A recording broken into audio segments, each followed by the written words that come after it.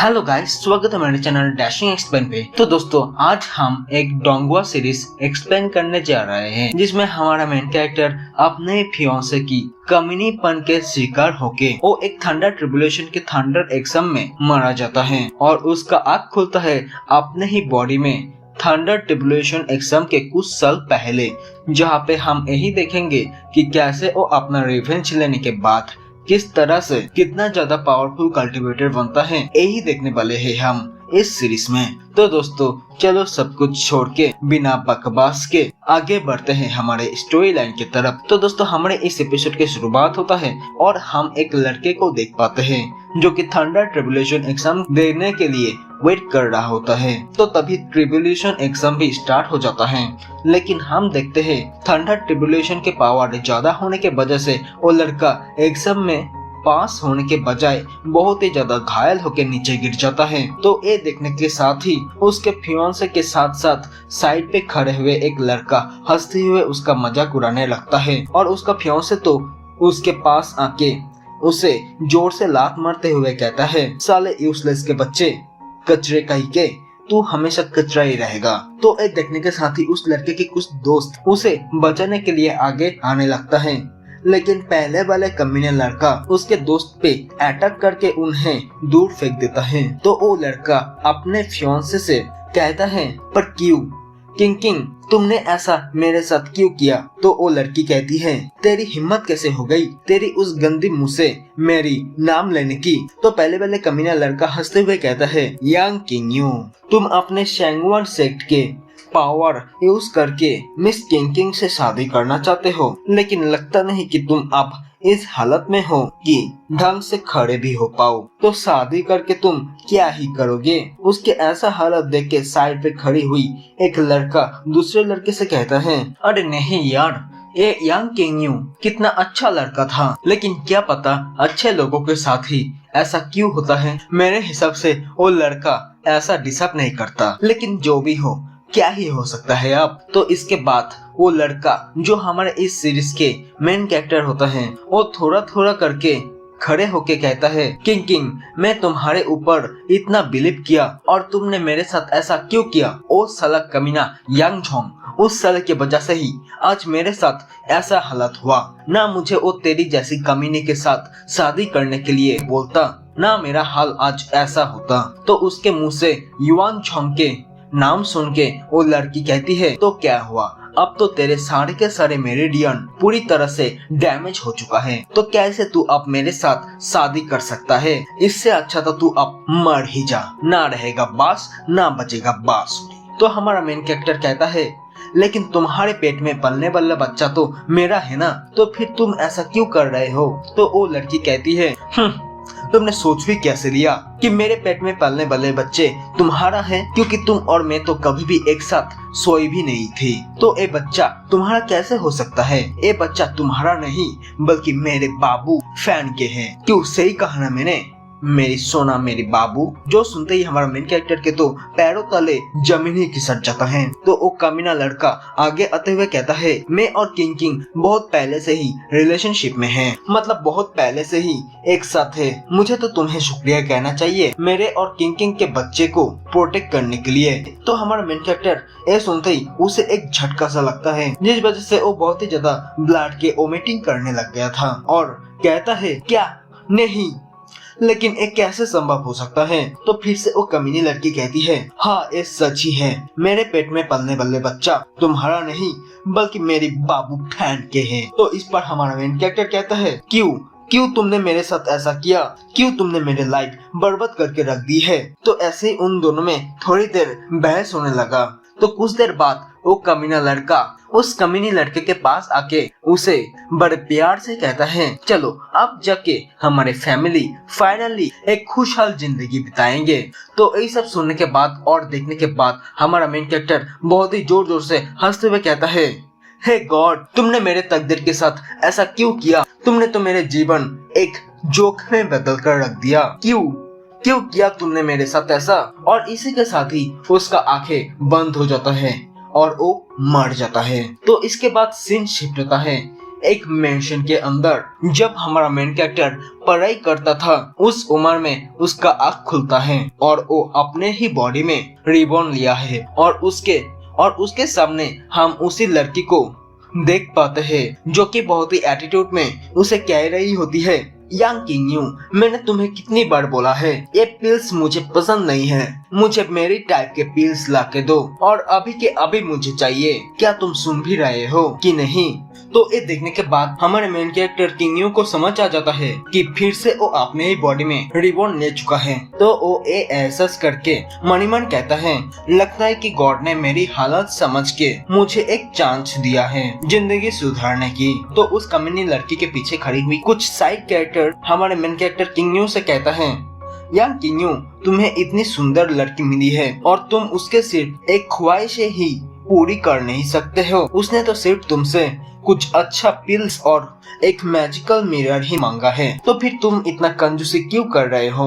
ये बोल के वो सभी लोग हंसने लग गया था। तो वो लड़की भी उसे कहती है, किंग, तुम मुझसे प्यार करते हो और इतनी मामूली सी चीजें भी नहीं ले सकते हो। तो इस पर हमारा मेन कैरेक्टर कहता है, हाँ लेकिन एक पिल भी तो मैं ही ला के दिया था ना। तो वो लड़की कहती है, तुम्हारे कहने के मतलब क्या है, तुम मुझसे ऐसा क्यों बात कर रहे हो। तो किंग कहता है, मैं जब ये मिड ग्रेड के पिल लाया था तब मैं सोचा था कि तुम्हें ये पिल बहुत ही ज्यादा पसंद आएगा, लेकिन अब जबकि तुम्हें ये पिल्स नहीं चाहिए तो फिर छोड़ दो। तो किंग मन सोचता है, मेरे पिछले लाइफ में मुझे कुछ गलत पिल्स की वजह से मेरे फाउंडेशन अनस्टेबल रह गया था, तब मैंने जो गलती की थी इस बार मैं वो गलती दोबारा नहीं दोहराऊंगा।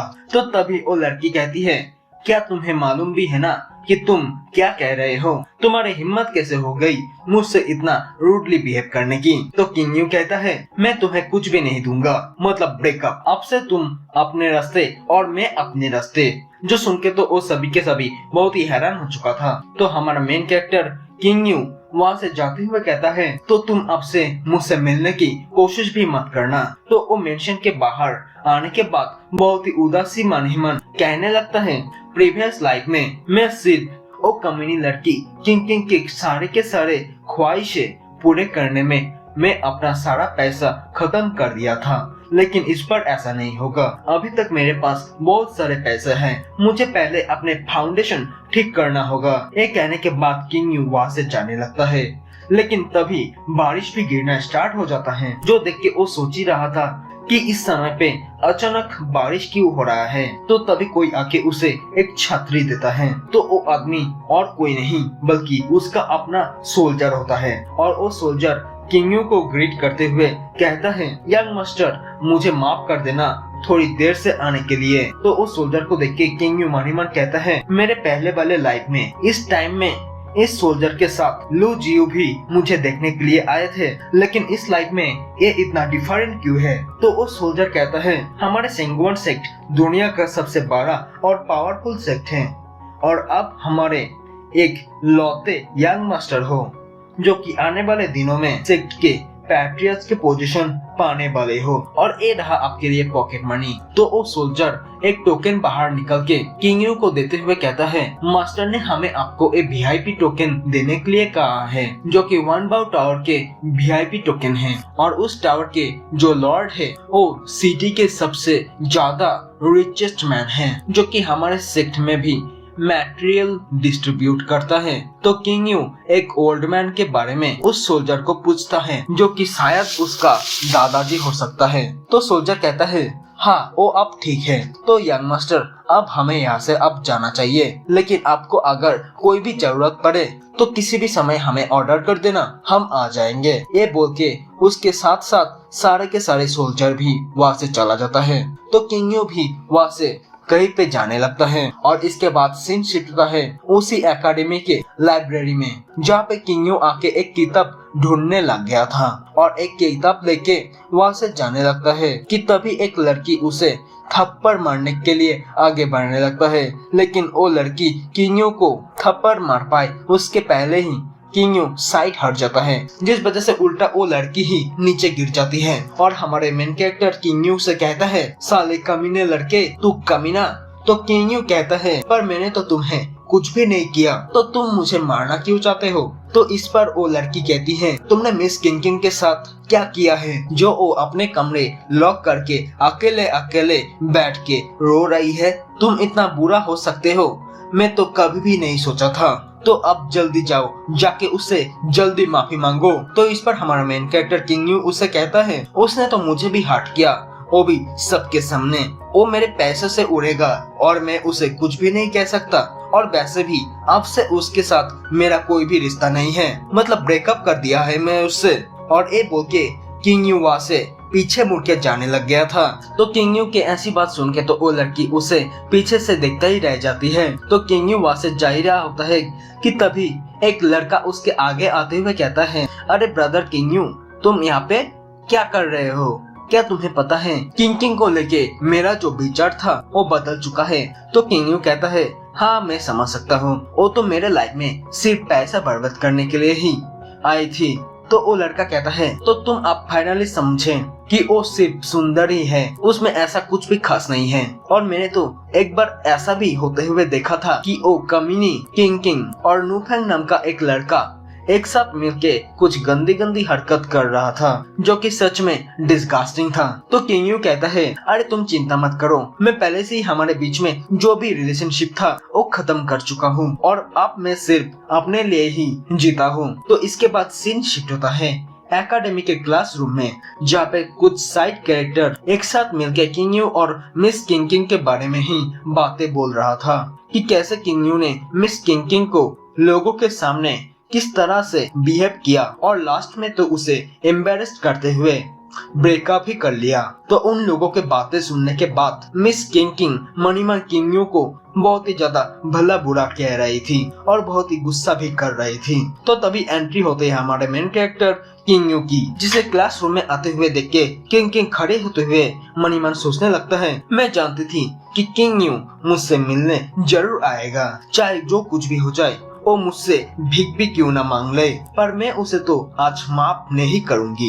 ये सोचते हुए वो बहुत ही ज्यादा एटीट्यूड में किंग यू को आते हुए देखने लगती है। लेकिन हमारा मेन कैरेक्टर किंग यू तो उसे इग्नोर करके आगे अपने सीट में आके बैठ जाता है, जो देख के तो किंग बहुत ही गुस्से में मनीमन कहता है, कमीना किंग यू, मैं तुम्हें कभी भी माफ नहीं करूंगी। तो कुछ देर बाद तो वहाँ पे उन लोगों के class teacher martial art technique के बारे में कुछ ज्ञान के बातें करते हैं और सभी से कहता है, क्या तुम लोग सब कुछ समझ गए? तो फिर चलो यही पढ़ी, अब क्लास खत्म होता है। तो फिर सभी लोग क्लासरूम से बाहर जाने लगता है, साथ साथ किंग यू भी जाने लगता है।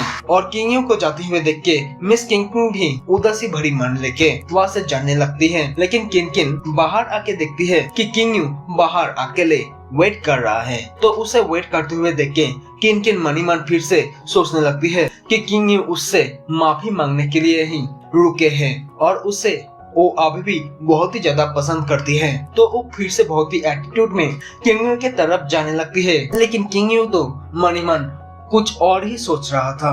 वो एक स्क्रोल लेके सोच रहा था कि कैसे एक गोल्डन ग्रेड के स्किल को और भी ज्यादा अच्छे से प्रैक्टिस किया जाए। इसी बारे में वो सोच ही रहा था कि उसके नजर किंग के पीछे टीचर के ऊपर पड़ता है। तो टीचर को देख के किंग को इग्नोर करके टीचर के पास जाने लगता है। तो इससे तो किंग के फिर से पोपट हो जाता है और किंग यू टीचर के पास जाके उनसे कुछ चीजों के बारे में डिस्कशन करने लग गया था। तो ये देख के मिस किंग बहुत ही उदास होते हुए अपने आप से कहने लगती है, तुमने ऐसा क्यों किया मेरे साथ किंग यू, मैं तुम्हें कभी भी माफ नहीं करूंगी। तो ये बोलते हुए वो रोते रोते वहाँ से जाने लगती है कि तभी एक लड़का उसे रोक लेता है और उससे कहता है, अरे मिस किंग, आपको किसने रुलाया? क्या फिर से किंग यू ने आपको कुछ किया?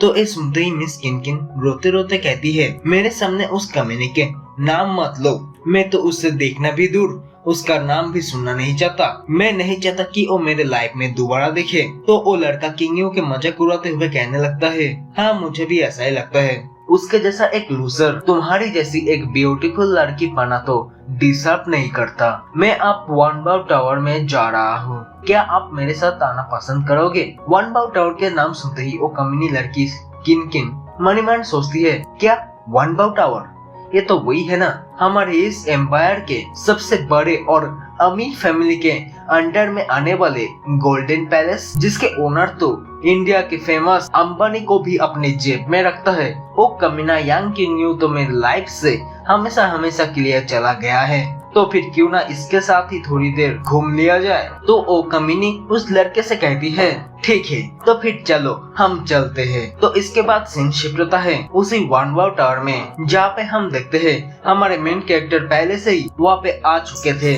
तो वो सामने की तरफ देखता है कि ओ कमीनी किन उसी लड़के के साथ बात करते हुए अंदर आ रहा है, जो देखते ही किंग यू उन लोगों को अवॉइड करने के लिए पीछे मुड़ के फिर से वीआईपी रूम के अंदर जाने लगता है। लेकिन हमारे मेन कैरेक्टर को वो कमीना लड़का नोटिस कर लेता है। तो किंग यू को इस बड़े अमीर वानबाओ टावर में देख के वो कमीना लड़का किंग यू के मजाक उड़ाते हुए कहता है अरे अरे देखो तो यहाँ पे कौन आया है। किंग यू तुम्हारे पास 40 कौड़ी भी नहीं है और तुम प्रेटेंड करते हो कि तुम हमारे एकेडमी के सबसे बड़े अमीर जादे हो। तुम्हारी हिम्मत कैसे हो गई इस वानबाओ टावर में कदम भी रखने की। तुम मिस किंग को एक छोटा सा मैजिकल मिरर भी दे नहीं सकते हो और तुम मुंह उठा के यहाँ पर चले आए। ये सुन के तो वो कमीनी किंग भी मुंह बनाते हुए बहुत ही एटीट्यूड में कहती है अच्छा ही हुआ कि एक कमीना गरीब इंसान अपने आप का औकात समझ के मुझसे पहले ही ब्रेकअप कर लिया। इसकी हिम्मत तो देखो, एक कैसे मुंह उठा के यहाँ पे आ गया। तो इतना कुछ सुनने के बाद किंग यू को बहुत ही गुस्सा आ रहा था। तो वो कहता है मैं यहाँ पे आके कुछ भी करूँ तो इससे तुम्हें क्या। तो कमीना लड़का कहता है क्या कहा तुमने, इससे मुझे क्या, मैं यहाँ पे कुछ मटेरियल खरीदने के लिए आया हूँ और तुम तो यहाँ पे मुंह उठा के फ्री के चीजें लेने के लिए आ गए। तो वो लड़की किन कहती है किंग यू मैं तुम्हें पहले बहुत ही प्यार करता था, जिस वजह से मैं तुम्हें ये एडवाइस करूंगी कि तुम यहाँ से अब चले जाओ, नहीं तो देखना कहीं तुम्हें यहाँ के गार्ड धक्का मार के ना निकल दे। ये बोल के वो दोनों किंग यू के ऊपर हंसने लग गया था। तो किंग यू गुस्से में गार्ड के तरफ देखते हुए कहता है मैंने तो सोचा था वानबाओ टावर के फैसिलिटी बहुत ही अच्छा होगा, लेकिन यहाँ पे तो कई के जंगली जानवरों को भी अंदर आने का परमिशन मिलता है। तो किंग यू की बात सुनते ही वो कमीना लड़का बहुत ही गुस्से में कहता है तेरी हिम्मत कैसे हुई मुझे भला बुरा कहने की, और तुम मुझे घूर के क्या देख रहे हो, क्या तुम मुझे जानते नहीं मैं कौन हूँ, मेरे फादर कौन है। मेरे फादर यहाँ के मतलब इस टावर के मैनेजर है। तो जाओ जल्दी जाओ और उस कमीने लड़के को यहाँ से लात मार के निकाल दो। तो ये सुनते ही वो गार्ड बहुत ही घबरा सा जाता है और उससे कहता है हाँ जी ठीक है मास्टर। ये बोल के वो गार्ड हमारे मेन कैरेक्टर को बाहर निकालने के लिए उसके तरफ जाने लगता है, लेकिन हमारा मेन कैरेक्टर किंग यू उस गार्ड के मुंह के सामने अपना वीआईपी टोकन दिखाते हुए उससे कहता है क्या तुम्हें पता भी है कि ये टोकन किस चीज का है। तो वो गार्ड उस टोकन को ध्यान से देख के समझ जाता है कि वो चीज क्या है। जो समझने के साथ साथ वो गार्ड घुटनों पे आके कहता है मुझे माफ कर देना मास्टर, मैं आपको पहचान नहीं पाया था। तो किंग यू के पास वीआईपी टोकन देख के वो दोनों कमीने तो बहुत ही हैरान हो चुका था। तो दोस्तों इसी के साथ ही हमारा एपिसोड यहीं पर ही खत्म होता है। तो दोस्तों अगर आप लोगों को ये सीरीज पसंद आया तो कमेंट में जरूर मुझे #नेक्स्ट एपिसोड लिखना। अगर कम से कम 10-15 सब्सक्राइबर मुझे कमेंट किया तो फिर मैं इसका नेक्स्ट एपिसोड जरूर डालूंगा। तो दोस्तों मिलते हैं किसी और एपिसोड में, तब तक के लिए bye bye and take care guys.